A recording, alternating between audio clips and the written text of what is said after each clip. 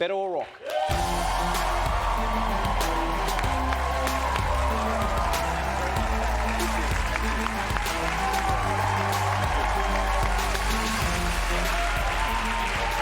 Beto O'Rourke, welcome back to The Daily Show.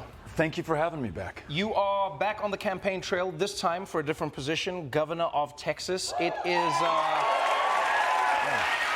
It's an interesting time to be dealing with politics in Texas because it feels like everything is happening in and around Texas. So let's jump straight into it. You know, you've run before. You came super close. You didn't take it. What do you think will be different this time and why? It's really about where Texas is and what Texans are willing to do about it. So you mentioned all these things that are coming to a head in our state.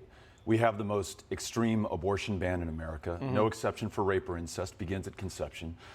Speaking of democracy and the right to vote, it is harder to cast a ballot or get on the rolls in Texas than any other state in the union. It's been 17 weeks since those 19 kids and 2 teachers were killed in Uvalde. Gun violence, the leading cause of death for kids and teenagers in that state. But instead of succumbing to the temptation to despair or submitting to this, Texans are rising up. And they're volunteering on this campaign. They're knocking on doors. They're turning out in record numbers. And they're going to win this election in November, which is really a referendum on all these issues. Are we going to be defined by this extremism and our hatred and the way that we make each other afraid of one another? Or are we going to come together and do big things together? So it's an exciting time to be doing this and a great state to be in. And we're going to win. You know, there's no denying that you've always had a charismatic way about you. There's no denying that you've been really popular on the national stage.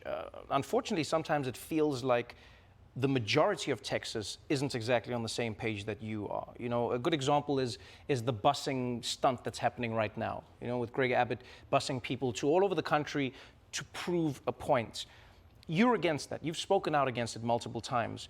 But more than 50% of Texans go, yeah, this is the right move because it sends a message to Washington, D.C.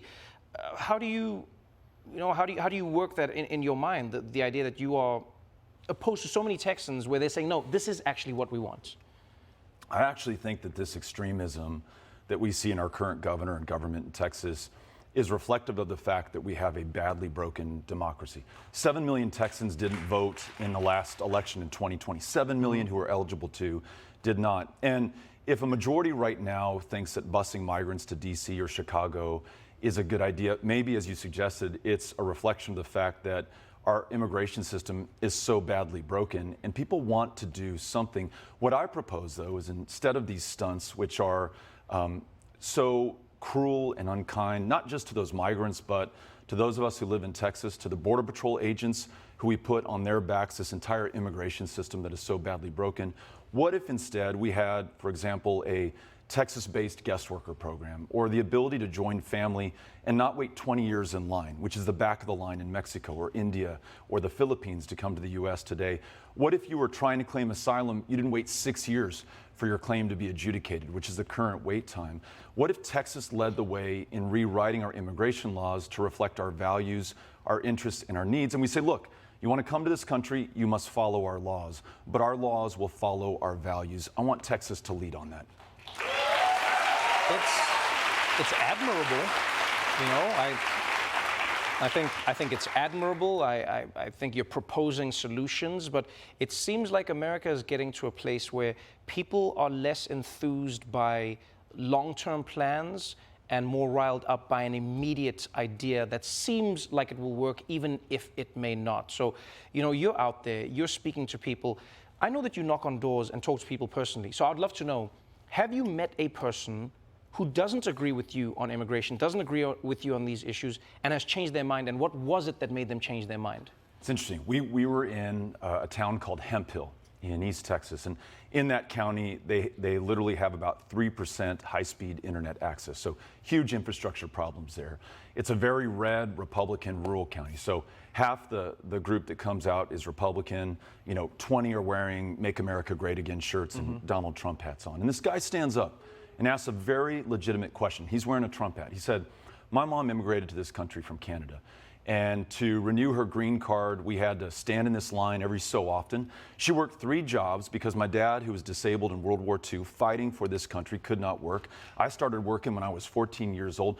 We played by the rules. We followed the law. And I don't know why, Beto, people are coming in between ports of entry right now and not following our laws. And I think his anger was legitimate. His experience was valid, and he asked a really good question. And so we talked about, is busing migrants fixing this problem at all? Well, no.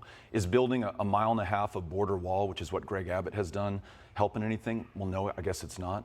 Well, what if we address the fact that people have legitimate reasons to want to come here to work or to join family or to seek asylum in a country that is comprised by and large of asylum seekers and refugees? And what if we in Texas, you as a Republican and I as a Democrat, actually led on this issue? And he's nodding his head and comes over at the end of the meeting, shakes my hand and says, you know what, you might have earned my vote by coming out here to Hemp Hill and having this conversation. So it works. Dialogue works. How do you then bring people together to solve an issue that you talk about in this book, the fight for voting rights? Where America is particularly divided right now is how the parties view the issue of voting. You have Donald Trump and the Republicans saying that the election was stolen. There were millions of illegal votes. None of this has been proven. In fact, the opposite has been proven. And then at the same time, you have Republicans saying, well, if Democrats say that we should accept the elections, why don't they accept the elections? After they lose, Stacey Abrams will say it wasn't legitimate. How do you then break that? How do you get beyond that dialogue to even begin the conversation of having everybody vote? It helps, for me at least, to understand that not only can we do what you just described, we've done it before against much longer odds. One of the stories that I tell in this book, We've Got to Try, is about a black doctor in El Paso, Lawrence Nixon, who never missed an election until the Democratic-controlled legislature in 1923 outlaws voting by black Texans. Nonetheless, he pays his poll tax the next year, shows up. They say, Dr. Nixon, we can't let you vote. And he says, I know you can't, but I've got to try. For the next 20 years, he fights this battle, a very lonely one, takes it to the Supreme Court, wins 2 signal victories there. And by 1944, he's helped to integrate elections once again in Texas and has laid the path for LBJ to work on and ultimately sign the Voting Rights Act into law in 1965. So if that guy could do it against those odds, then who are we now in Texas who have inherited his sacrifice and his service and his struggle? We can't squander it. We have to build on it and make sure that we win it back. So in our campaign, we're targeting the very voters who are themselves the targets of suppression and intimidation to bring them in and make them the margin of victory on election night. We're going to get our democracy back. It's a very difficult mountain to climb. Wish you the best of luck. Thank you so much for joining me on the show. Thanks for having me out. We've got to try. It's available now. Beto O'Rourke, everybody.